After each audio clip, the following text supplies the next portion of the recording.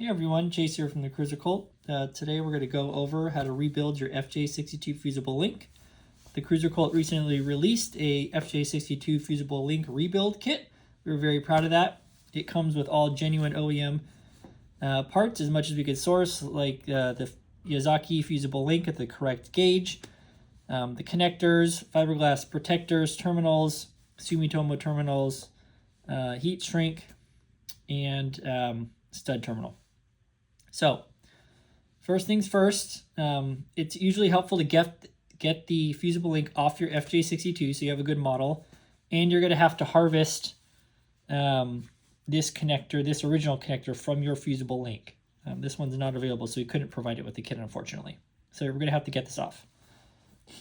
But we don't need to get that off just yet. So, get your parts out here, get your tools ready, get a nice pair of little pliers, some needle nose, some good crimpers. These Pros kit crimpers I got off Amazon for about 35 bucks.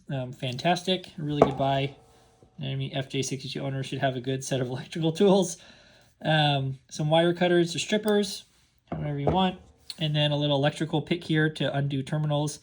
And again, we would use this to harvest this connector off. So depin that and then get that connector. So you lay your kit out here. And first things first, we'll start crimping these three terminals here onto the Fusible link wires. So starting with the left here, we have this 8mm ring terminal. It says 108 on it, and that is going to go with the red Fusible link wire. So you would strip that, put that on, and use your crimpers here and crimp it. Now these two silver terminals are a little trickier. So one is labeled L8. Hopefully you can see that. Goes right there. And two of the green Fusible link wires go to the L8. Now, you have this 8R terminal. That one gets one black and one green. So, easy crimp, fairly easy, and a little trickier. And this one's a little trickier because it takes the fat black wire and the skinnier green one. And the metal on this terminal is a little thicker and a little fatter. So to make it easier, you strip the ends. You're going to want to put those in there. And what you end up doing is pre-bend the terminal a little bit.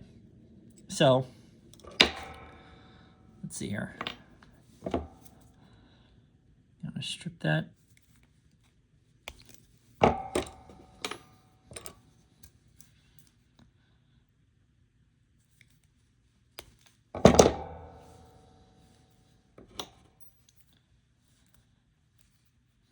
Get that there.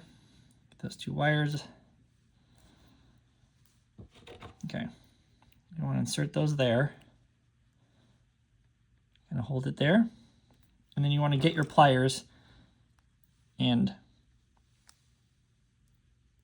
pinch it down a bit.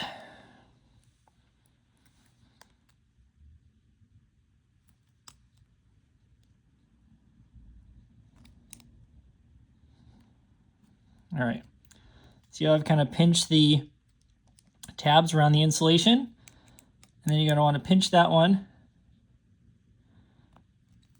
Let's see. It's kind of the same process here. Basically what we're doing is giving our crimpers a little helping hand, because this metal is thick and these crimpers are definitely put to the task when doing this one. Now, you'll employ this same strategy for this terminal. Put the wires in, strip it, put the wires in, pre-bend the tabs a little bit, and then crimp. This one will be much easier because the metal on this one's thinner, so it's easier to crimp. But the wires it takes are a little smaller, so it doesn't have to be as beefy. So, put that in there. Line up so you get a good crimp. Right, and here's where you're really gonna have to give it the berries. Good hand strength here.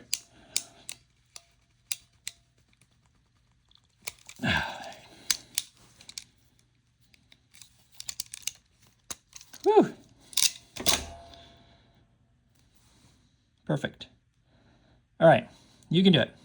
Okay, so once you crimp these on, what we're going to basically end up with is this situation here. 8R, black, green, L8, green, green, and this 108 8mm ring terminal goes to the red. Okay, so the cool thing about these two terminals is they actually click together. And once you click them, they are very hard to get apart. So only do this step once you're ready to go. Put them together, and they should, well, you might need pliers. There.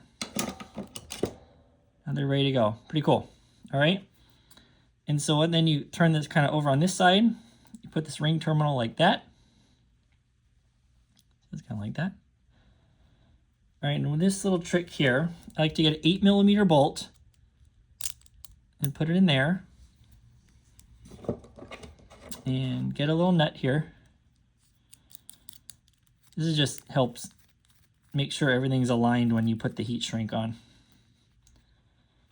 Like that. Okay. Looking good. Then you slide your heat shrink on here.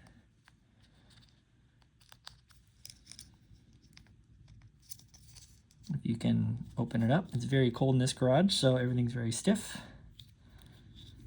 There we go. All right. Kind of got to line it up like that. That looks pretty good. I'll make it a little closer. Cool. All right.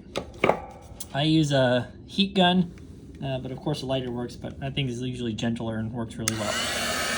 Doesn't end up burning the insulation or the heat shrink if you stay a little too long.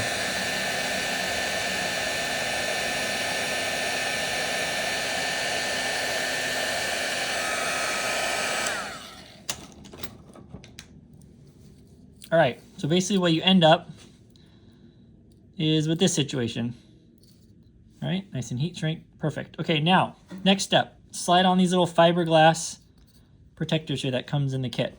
Slide them on each wire, and then start assembling the terminals and weather seals. So for the red wire, you're gonna get your little single rubber seal here, and you put it on. And don't strip any of the wires before you put these rubber seals on. This one goes on here.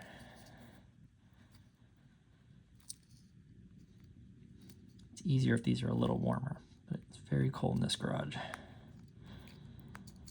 All right, put that on there. Strip the end of the wire. Now the black one doesn't get a weather seal. The black one is going to get this little guy, this 106. It's a 6mm ring terminal. You're going to put that on there, and you're going to crimp that. The red wire is going to get this big fat spade terminal. You're going to strip the end of the wire, crimp it on. And once you crimp that on, then you install this black single terminal connector on the red wire. Okay. Now, green wires, again, put on the fiberglass sheaths, then the 3-hole weather seal over the wires, strip the ends, and then you're ready for the original connector off your FJ62 Fusible link, which will look like this.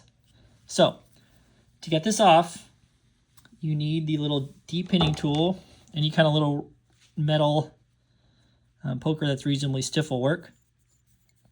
Okay, so here, see the terminal slots here, here, and here, and there's an extra little slot right there, and right there. And what that is that is giving your tool access to the pin inside, or to the tab. Basically, these metal tabs right here. And what your tools end up doing as it goes in the connector, it pushes that tab and it bends it down. And that allows you to release the wires from your the terminals from the connector. So you're going to want to do that for all 3 of these. Go in there, push down the tab for all of them. You might have to wiggle it around. Sometimes you have to push the wire in a bit and then do this. So anyways, work them out. Get this connector off. Then once this is off, then you install it on these 3 wires. And you're going to do that with the supplied spade terminals. So you have one big one, which only goes to the one big slot on this special connector, and then 2 smaller spade terminals that go on these 2 smaller ones. And when you're reinstalling, make sure you crimp on these terminals in the correct orientation. So if you're,